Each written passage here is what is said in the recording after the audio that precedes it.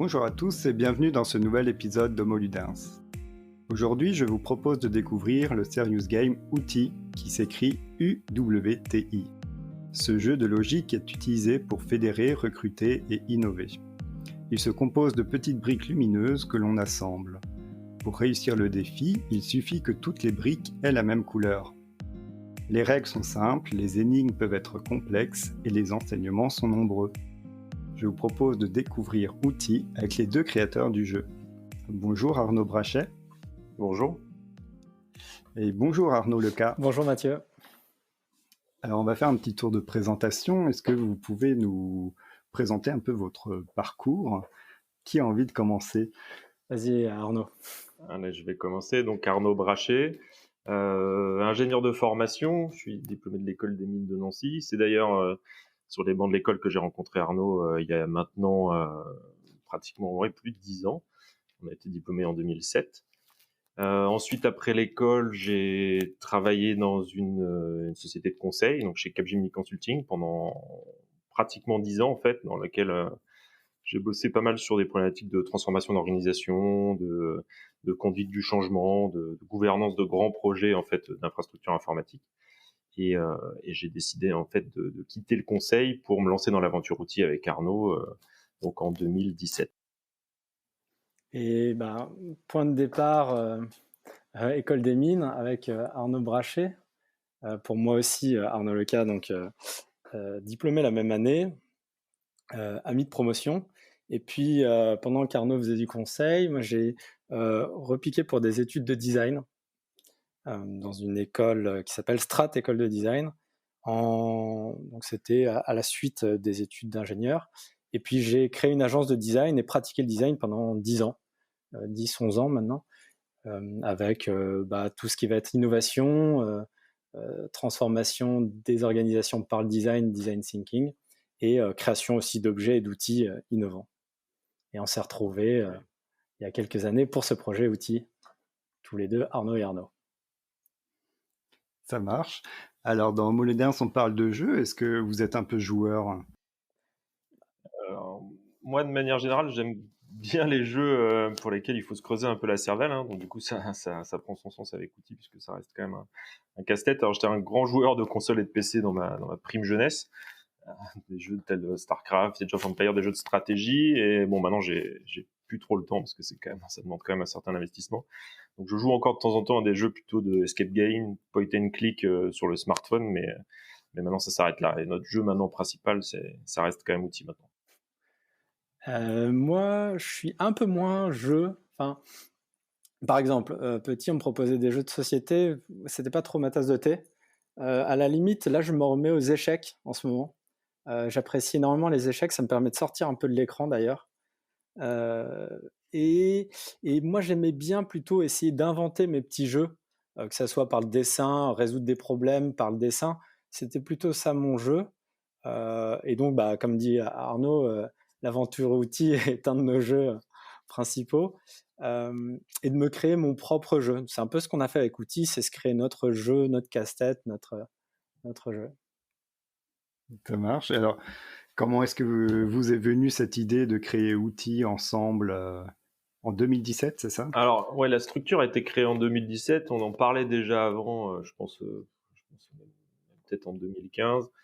En fait, tous les deux dans nos expériences propres, en fait, on a eu l'occasion d'animer beaucoup d'ateliers collaboratifs avec nos clients. Donc Arnaud plutôt sur des parties design thinking, innovation, moi plutôt sur les parties organisationnelles, transformation.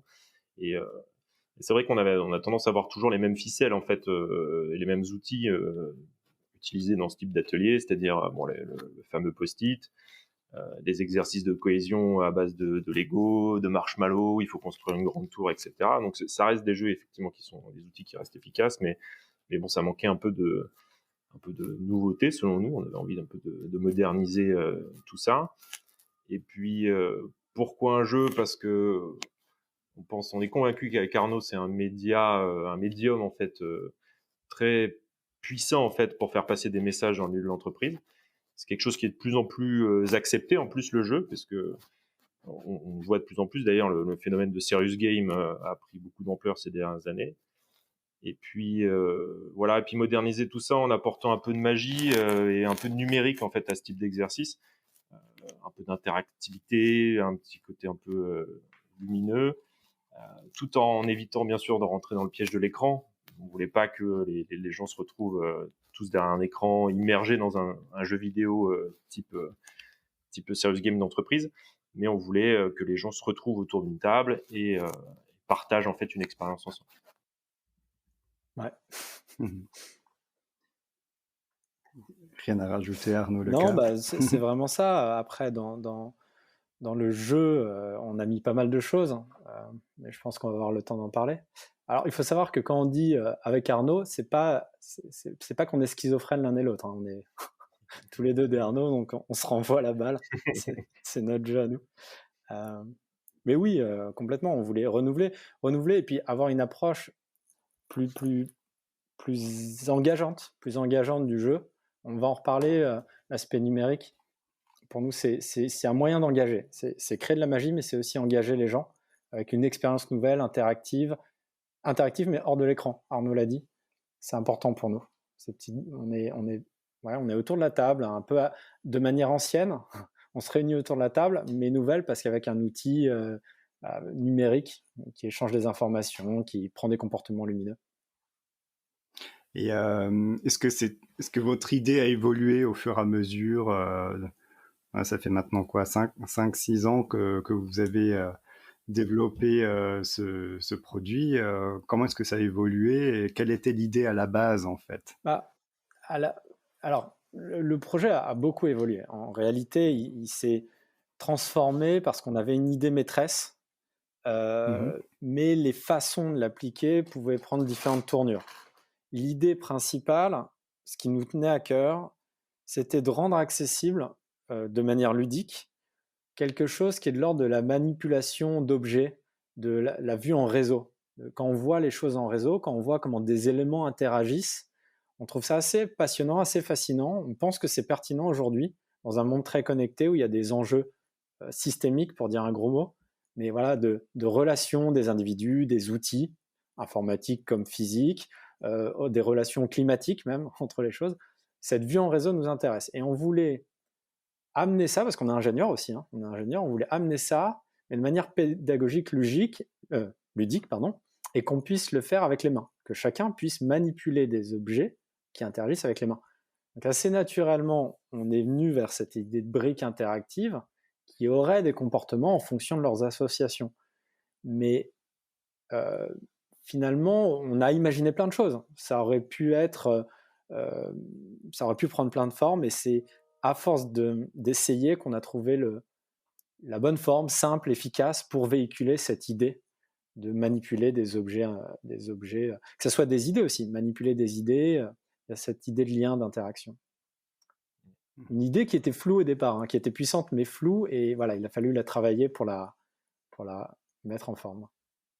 Ouais, c'est dans tout process d'un objet nouveau. En fait, au début, on avait plein d'idées. En fait, on voulait un peu tout faire avec cet objet. On avait imaginé même plein de jeux différents qu'on pouvait activer en fait en fonction des différents objectifs à poursuivre dans le cadre des ateliers. Et en fait, au fur et à mesure des démonstrations, des ateliers qu'on a pu nous-mêmes animer, en fait, on a vraiment simplifié au maximum en fait le jeu en tant que tel et les interactions entre les briques pour que d'une part, que ça reste simple en fait pour les personnes qui l'utilisent, aussi bien pour les participants que pour les facilitateurs, hein, parce que eux aussi en fait il faut que l'outil soit, on les sort de la mallette, c'est directement, on les allume et hop c'est parti, qu'il n'y ait pas de manipulation, on va dire de configuration très compliquée à la sortie de boîte.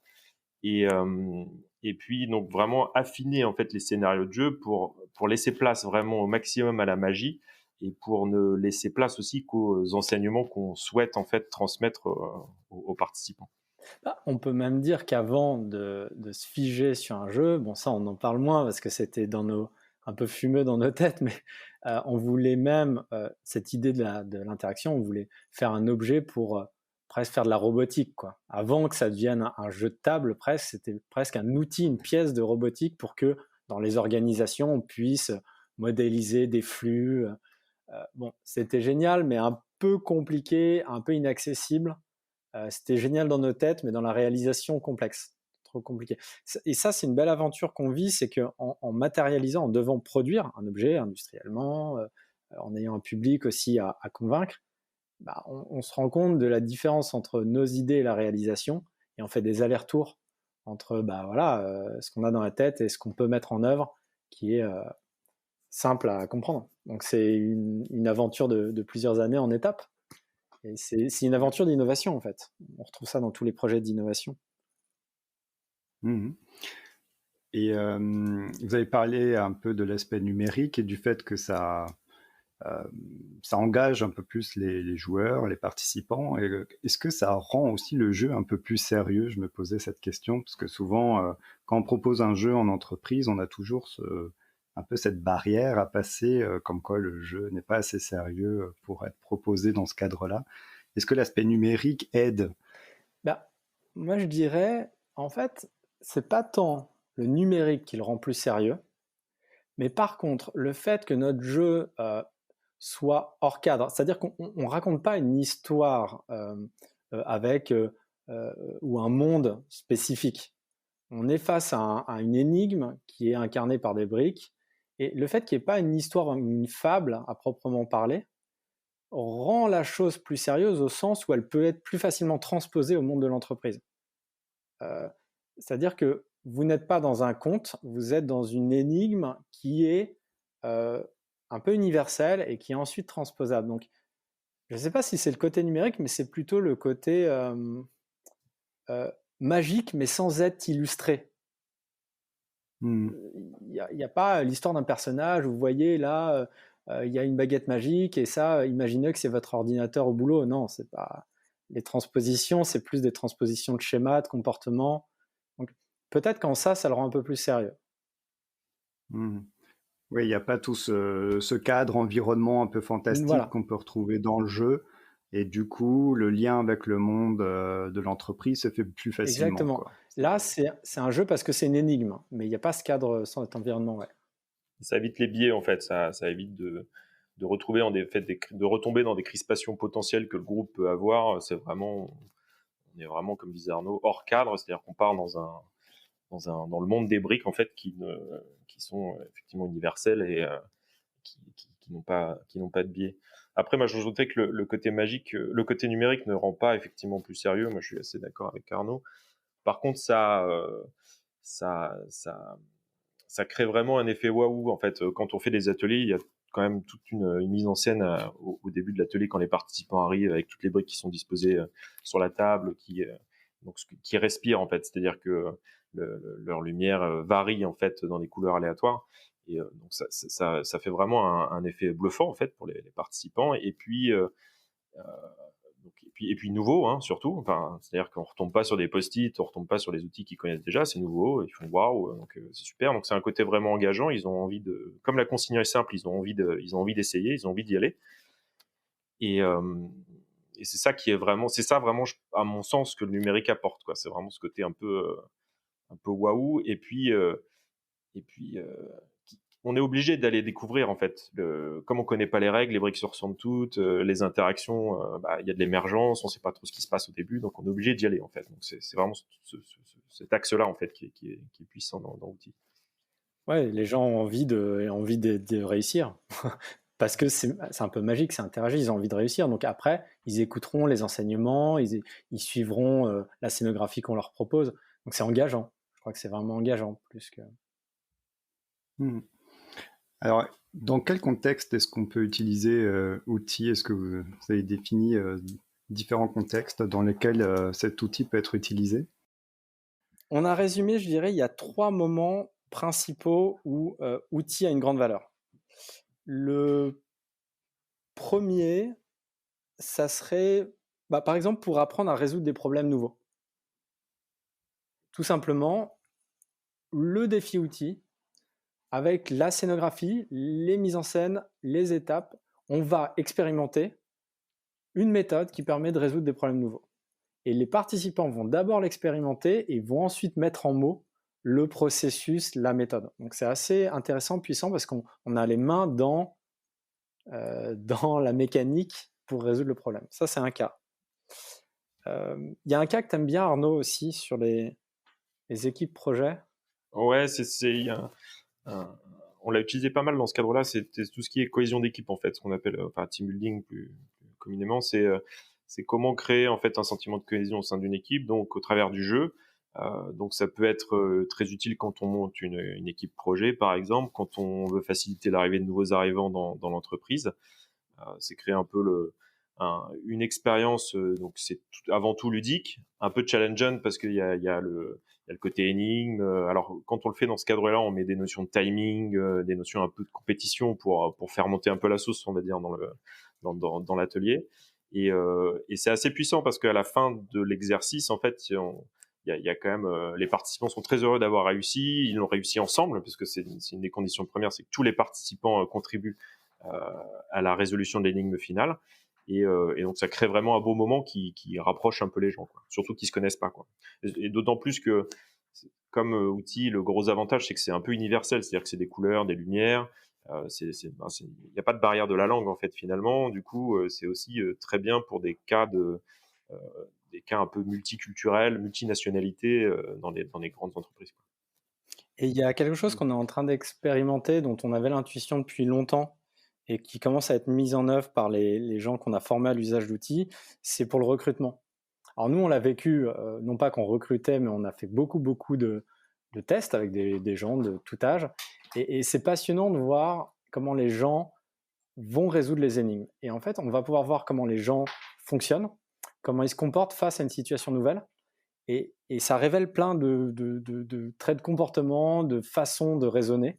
Et donc c'est un outil pour le recrutement individuel ou collectif. Vous pouvez mettre une personne face au défi et dialoguer avec elle et voir comment elle chemine, comment elle verbalise, comment elle réfléchit. Et on peut évidemment mettre un collectif face à l'énigme et voir comment ils se comportent les uns les autres, les différentes postures, leadership, communicant, liant. Donc voilà, il y a vraiment 3 principaux domaines où c'est ultra pertinent. Et ouais, ce qu'on n'a peut-être pas dit au début, c'est que nous, notre offre, en fait, c'est vraiment à destination des professionnels de l'accompagnement, hein. C'est-à-dire, l'outil s'adresse à tous les facilitateurs, coachs, formateurs, qui pourraient eux-mêmes l'utiliser dans le cadre de leur activité, et notamment justement sur ces 3 axes qu'on vient d'évoquer, quoi. Mmh. Oui, donc ces 3 axes, c'est recruter, fédérer et innover qui sont présents sur votre site. Est-ce que du coup, vous proposez les scénarios qui sont proposés dans Outils vont être différents en fonction de ces 3 contextes d'utilisation, ou est-ce qu'on va retrouver les mêmes scénarios Alors, en finalement? fait, nous, on appelle ça, les scénarios, on appelle ça des recettes. Vous allez avoir un même outil, le même outil, la même mallette, donc qui est facile à mettre en œuvre. Toute l'idée pour nous, hein, parce que parfois c'est nous qui animons l'atelier, comme pour les formateurs, c'est qu'il n'y ait pas de prise de tête sur la mise en œuvre. Tout le jeu, c'est dans l'accompagnement, dans le dialogue avec les participants, dans les enseignements qu'on amène, dans les interactions concrètes. Donc, c'est très simple à mettre en œuvre. Par contre, dans les briques, il y a plusieurs niveaux de difficulté. Et il y a plusieurs recettes qu'on conseille suivant ce qu'on veut mettre en lumière, que ça soit la résolution de problèmes, illustrer ce que c'est qu'innover, ou recruter, ou monter une équipe projet. Et ces mises en scène, ces cadres, sont à la fois des mises en scène dans l'espace, une façon d'orchestrer l'espace, d'orchestrer le temps et de donner différents objectifs intermédiaires et globaux légèrement différents. Donc cette scénographie, c'est notre recette, mais la base, les parcours sur les briques sont les mêmes à différents niveaux. Il y a 20 niveaux aujourd'hui, une petite vingtaine de niveaux avec différents niveaux de difficulté, mais c'est toute la science de la mise en œuvre et de la scénographie qui fera l'expérience en fait. On n'a pas forcément besoin de créer des énigmes différentes, c'est vraiment la mise en scène qui fait la force. Mmh. Est-ce que vous pouvez du coup nous en parler un petit peu de cette mise en scène, de la scénographie? Qu'est-ce que vous préconisez, qu'est-ce que vous conseillez aux facilitateurs qui vont utiliser cet outil? Ouais. Ce que disait Arnaud, la mise en scène est quand même très importante. Là, au début, nous, c'est vrai qu'on commence toujours les ateliers par ce qu'on appelle un peu le cliffhanger, c'est-à-dire qu'en fait, on met les participants face directement à la consigne, ils doivent la résoudre tous ensemble, et on sait pertinemment qu'ils vont pas y arriver puisqu'ils n'ont pas encore les clés de compréhension. mais c'est pour créer un peu cet effet de oulala, ça va être compliqué, et on pense que et la réussite à la fin est d'autant plus forte en fait. Ça permet de créer un peu cet ascenseur émotionnel en fait avec la remontée à la fin qui dit ouais, on a réussi. Donc ça, je pense que c'est important avec vraiment cette mise en situation de toutes les briques qui respirent. Ça crée un peu un environnement, une ambiance qui est quand même assez sympa. Euh, Après, nous, on conseille vraiment d'arrêter chaque temps de jeu. En fait, il y a généralement un atelier, c'est 4-5 étapes en fait, avec des dynamiques de groupe qui sont différentes. On part du groupe complet, qu'on subdivise, et ensuite on revient au groupe complet à la fin de l'exercice. Et l'idée, c'est vraiment de s'arrêter à chaque temps, en fait, pour laisser parler les gens, savoir ce qu'ils ont vécu, ce qu'ils ont compris, vraiment, qui verbalisent, en fait, vraiment l'expérience qu'ils viennent de vivre. Et nous, en fait, on en profite aussi pour donner quelques enseignements, en fait, pour donner quelques clés, en fait, de compréhension et de résolution, en fait, sur ce qu'ils viennent de voir, pour qu'ils puissent, enfin, des enseignements qui sont, à notre sens, très utiles après dans leur vie et dans la vie professionnelle, quoi. Donc, on essaie vraiment de les marquer, donc ça à chaque étape de l'exercice. Et après, l'atelier se termine par toujours une séance de débriefing où là, pareil, on les écoute parler un peu réaction à chaud, et on essaye un peu de synthétiser un peu tout ce qu'on s'est dit et tout ce qu'on a vu, en fait, les enseignements, et puis cette phase de projection un peu dans leur contexte, c'est-à-dire ah oui, tiens, moi dans mon équipe projet, ce point qu'on a vu là, je pense qu'il est super important. Par exemple, l'empathie, se mettre à la place d'eux. Moi, je pense que c'est ultra important pour la poursuite de mon projet. Donc, essayons de le cranter, de le garder pour nous en termes de bonnes pratiques, quoi, par exemple. Enfin, c'est un exemple que je donne, mais Ouais, mais en fait, un atelier outil, c'est vraiment un moment, c'est une sorte de rituel d'équipe, et c'est important de penser à cette façon d'orchestrer le moment, de jouer avec les, pas les humeurs, mais les variations de rythme, d'enseignement, de pratique, et de créer un peu cette magie. On a fait, pendant qu'on était confinés, on arrivait quand même à faire dans les périodes d'ouverture, des moments à 6-7, et c'était vraiment magique parce qu'on se retrouvait, on vivait assez doucement une expérience d'apprentissage partagé.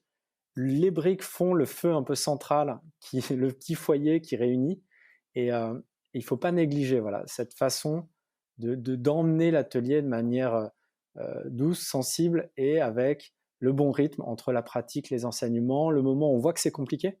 C'est ce que disait Arnaud, s'ils ne sentent pas la difficulté, si tout de suite on donne tous les indices, bah, quand on se retrouvera face à une situation de difficulté, on n'aura pas compris comment ça se passait. Donc ouais, il y a vraiment tout ça.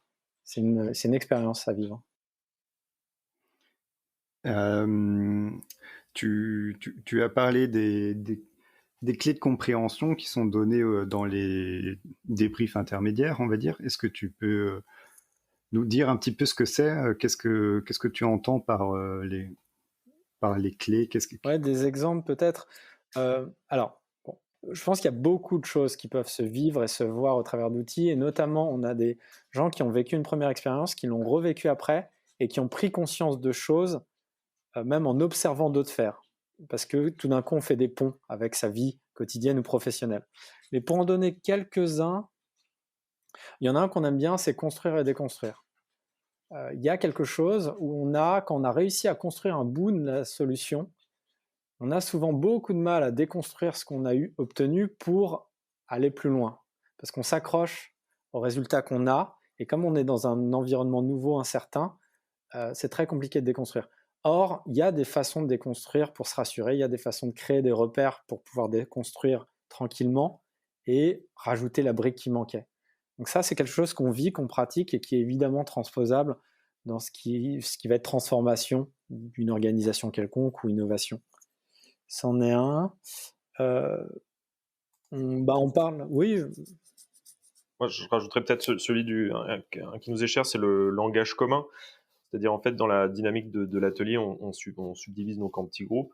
Chaque petit groupe va résoudre, en fait, à son échelle, une partie du casse-tête et du problème. Et en fait, va verbaliser, en fait, ce qu'il fait, en fait. Donc, il y en a qui vont appeler ça des briques, il y en a qui vont appeler ça des cellules, il y en a qui vont appeler ça des faces, des bornes, etc. En fait. Et chaque petit groupe va avoir son propre vocabulaire. Et après, quand on réunit, en fait, en plus grand groupe, Rien que cette phase en fait de prendre conscience du fait que le groupe en face de moi en fait n'a pas les mêmes langages que moi en fait, c'est-à-dire que lui il parle de bord, moi je parle de face. C'est des choses simples, mais en fait qui amènent de l'incompréhension pardon, si on fait pas l'effort de mettre le vocabulaire à plat, de mettre le langage à plat et de se dire ok, donc on repart sur un référentiel commun, on se met d'accord, on appelle ça des briques, on appelle ça des faces, on appelle ça des bords, etc. Et c'est ce langage commun qu'on met en place qui permettra de gagner énormément de temps par la suite, quoi. Et surtout des incompréhensions ou des erreurs en fait. Parce qu'en fait, les briques comme ça ont l'air de rien, mais pour résoudre les énigmes proposées, ça demande un peu d'organisation et un peu de compréhension et de nommer les choses telles que le groupe le veut, mais de pouvoir les nommer. Et la réponse est simple, mais personne n'y arrive facilement. Et en plus, comme chaque groupe va construire un bout, cette phase où on va partager, ce langage est hyper importante. Et c'est aussi, on parle aussi de repères partagés, c'est-à-dire qu'on peut dessiner sur les briques ce qu'on va comprendre. Et c'est central dans la résolution des énigmes.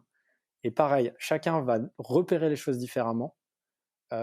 Et quand les groupes se rencontrent pour passer à l'étape d'après, qui est un peu plus compliquée, ou qui valide ou invalide nos hypothèses, pareil, il faut croiser les repères qu'on a posés, prendre le temps de les expliquer, s'assurer que tout le monde les a compris. Donc là, il y a plein de phénomènes observables sur les comportements de groupe, sur les fonctionnements de chacun, il y a des choses drôles, mais très souvent, les participants n'ont pas envie de dire qu'ils n'ont pas compris parce que c'est compliqué d'assumer qu'on ne comprend pas ce que d'autres ont compris, là, le reste du groupe a compris.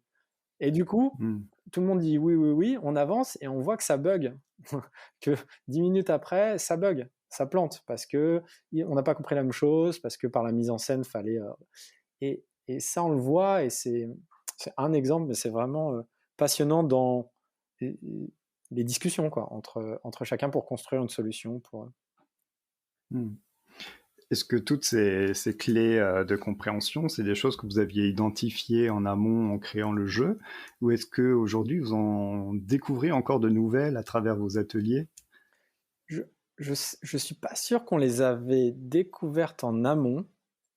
Je pense... peut-être, mais ouais. En fait, il y a des choses, il y a une façon de procéder qui nous était chère, c'est autour de la capacité à résoudre un problème nouveau. Et on faisait les choses par notre formation et toute l'expérience qu'on avait acquise d'une certaine façon.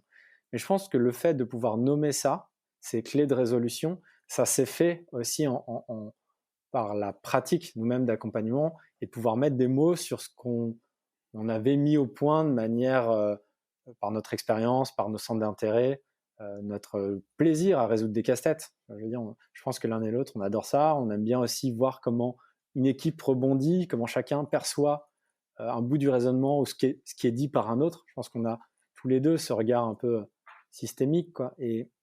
Mais de là à pouvoir nommer précisément les choses, je pense que ça s'est fait avec la pratique, le temps et les retours des gens, c'est-à-dire les professionnels qui utilisent. Non, Arnaud, toi, tu voyais des choses qu'on avait... Non, c'est ça, on a appris un peu effectivement en marchant. Hein. De dire qu'on avait tout défini dès le début, ce serait un peu prétentieux de notre part. Non, on a et beaucoup sur les réactions des participants, sur effectivement la façon dont eux racontent l'expérience et racontent l'histoire. C'est vrai que parfois ils utilisent des termes auxquels on n'avait pas pensé qui effectivement étaient totalement pertinents. En fait, on a quand même beaucoup appris au travers des ateliers qu'on a menés. Comment est-ce que vous proposez de faire le transfert entre l'expérience que le groupe a vécue et puis du coup le contexte de l'entreprise? Comment est-ce que ça se fait ça?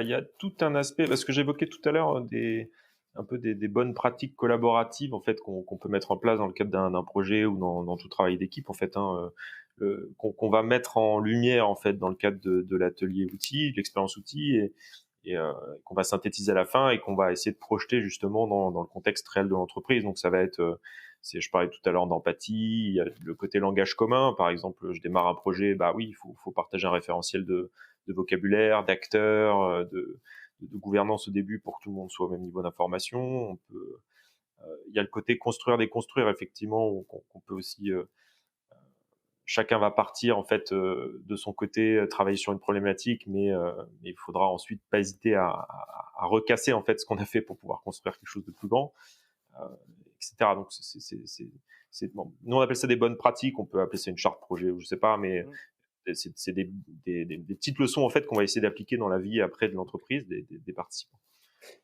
Ouais, l'idée de charte projet est la bonne, c'est de dire à la fin de l'atelier, quand on transpose, on peut rédiger ces bonnes pratiques ou ce cadre qu'il sera bon de se rappeler pendant le projet, soit à mettre en œuvre dès le départ, quels sont nos outils communs, nos repères partagés, notre lexique, et ensuite quels sont les éléments de posture à garder en tête au moment où ça va coincer.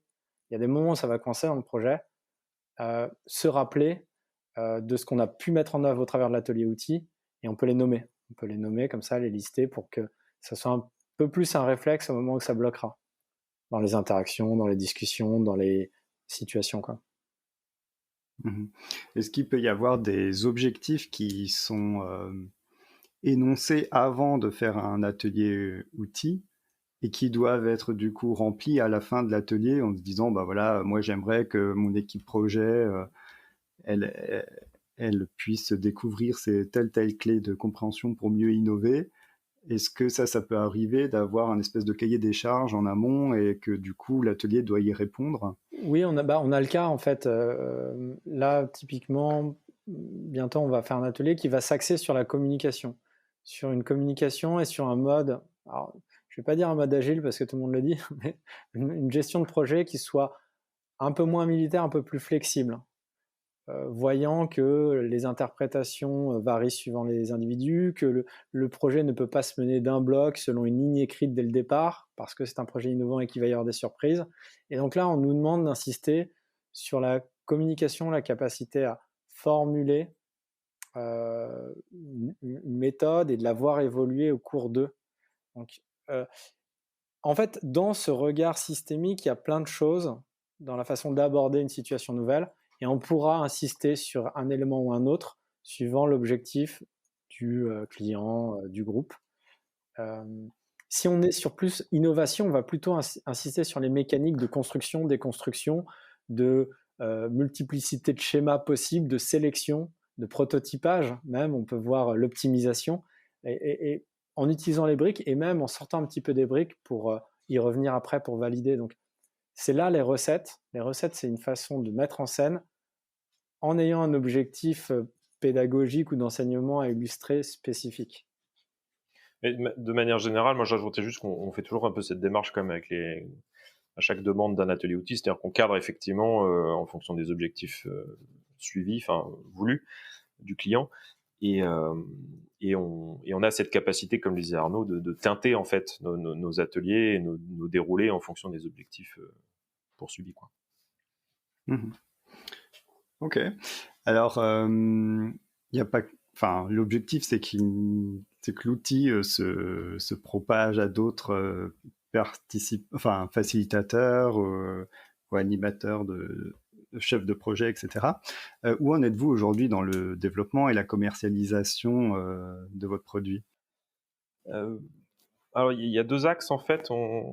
Donc, soit le premier, c'est on propose des ateliers qu'on anime nous-mêmes en fait. Donc, Arnaud et Arnaud viennent chez le client en fait. Donc, on teinte un peu l'atelier comme je vous le disais tout à l'heure, et puis on vient l'animer chez le client. Donc, c'est plutôt des interventions ponctuelles. Alors, ça marche très bien dans le cadre on va dire de séminaires par exemple qui s'étalent sur 1 ou 2 jours. Nous, on va faire une intervention d'1h30, 2 heures pour chauffer un peu les gens et les mettre un peu dans un état d'esprit un peu collaboratif avant de rentrer dans le dur du séminaire, par exemple. Donc ça, c'est quelque chose qu'on propose. Et après, effectivement, on forme en fait une communauté de praticiens. De praticiens outils, exactement, ouais. Donc on les forme, ça dure une journée en fait de formation, et après ils repartent avec toutes les clés en fait d'outils. Alors sur la façon de craquer les problèmes en fait, d'utiliser l'objet en tant que tel. Ça c'est plutôt la matinée, et puis l'après-midi on est plus sur toutes les clés plutôt de facilitation en fait, comment on emmène un groupe dans le cadre d'un atelier, comment on le teinte en fait en fonction des différents objectifs, et comment on s'assure que en fait ils passent les bons enseignements, les bons messages au bon moment, quoi. Et il faut savoir qu'avant, là, on est aussi dans une phase où on a produit à petite échelle industrielle, un certain nombre de briques. C'est une technologie brevetée qu'on a inventée. toutes pièces, qu'on a mises au point par itération successive. Et donc ça nous a pris beaucoup de temps jusqu'à ce qu'on puisse avoir notre objet fin prêt, testé, approuvé, simplifié. Et donc, c'est ce qui nous permet aujourd'hui, parce qu'on a pu produire un certain nombre de mallettes, de pouvoir ouvrir. Parce que quand on avait des demandes de est-ce que je peux avoir l'objet, au début, on était limité à nos propres objets prototypes qu'on gardait précieusement. Et là, on peut enfin, avec la formation, vous repartez avec une mallette de 20 briques, ce qui permet d'animer un groupe de idéalement 15 personnes. On peut monter à 20, mais 12-15 personnes, c'est idéal avec 20 briques. Si vous voulez une deuxième mallette, c'est compatible et on peut comme ça faire, alors pas tout de suite, mais bientôt, j'espère, des événements à plusieurs avec différentes dynamiques de dispersion, de regroupement. Et c'est assez bluffant. Donc, 2 mallettes de 20, on peut s'amuser avec 40 briques assemblées ensemble. Et nos parcours fonctionnent. Ouais, et ça monte à 3, 4, 5 mallettes. On peut faire des formats sans briques, on peut imaginer. Et c'est toujours compatible, en fait. C'est ça un peu aussi la magie du truc. C'est-à-dire, plus le nombre de participants augmente, plus on peut mettre de briques et plus on est sûr de pouvoir faire des formes qui sont immenses. Et même quand on devient expert de certains niveaux, il y a d'autres jeux qui s'installent. On commence à pouvoir essayer d'optimiser, on commence à pouvoir inventer des choses nouvelles. Il y a plusieurs étapes dans la maîtrise. À mesure qu'on maîtrise, au début, on découvre, situation nouvelle, et après, on essaye de maîtriser, on essaye d'anticiper, on essaye de prévoir, de créer. Et plus on a de briques, plus après, on va aussi jouer à d'autres jeux aussi. Ouais, super. Alors, on arrive à la fin de cet épisode. Est-ce qu'il y a un élément dont on n'a pas parlé que vous souhaitez rajouter ? Non, on a dit pas mal de choses. On a tendance à dire pas mal de choses en général. Je crois que... non, c'est au cas où, pour pas qu'il y ait de frustration. Ouais, je crois que c'est un beau résumé de ce qu'on a mis quelques temps à développer, avec beaucoup de passion, avec beaucoup de doutes aussi par moments, parce que voilà, on était sur un territoire nouveau quand on a commencé. On ne savait pas où on allait arriver. On avait une idée maîtresse qu'on a racontée, mais on ne savait pas où on allait arriver. Et ça a été toutes les étapes qu'on fait vivre avec l'atelier, c'est autant d'étapes que nous, on a vécues dans la mise au point de cet objet innovant et de cette méthode qui va avec. Et des recettes et de la communauté. Donc non, on est heureux d'en être là, de pouvoir ouvrir plus largement, de voir nos premiers formés l'utiliser, créer leurs recettes, expérimenter et se retrouver pour en parler. Donc voilà, une jolie aventure.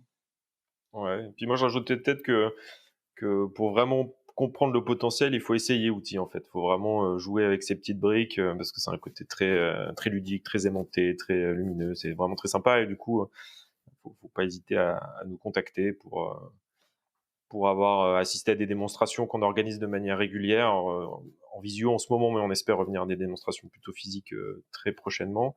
Et voilà, nous ce qu'on vous conseille, c'est d'essayer. Alors, on en a une dans nos locaux bientôt et on en fera d'autres. Mais ouais, à un moment donné, on peut essayer d'expliquer de la meilleure manière. L'expérience se vit. Tout à fait d'accord. Eh ben, merci beaucoup à tous les deux. Merci Mathieu. Merci d'avoir écouté jusqu'au bout. N'oubliez pas de vous abonner et de parler du podcast autour de vous. À très bientôt.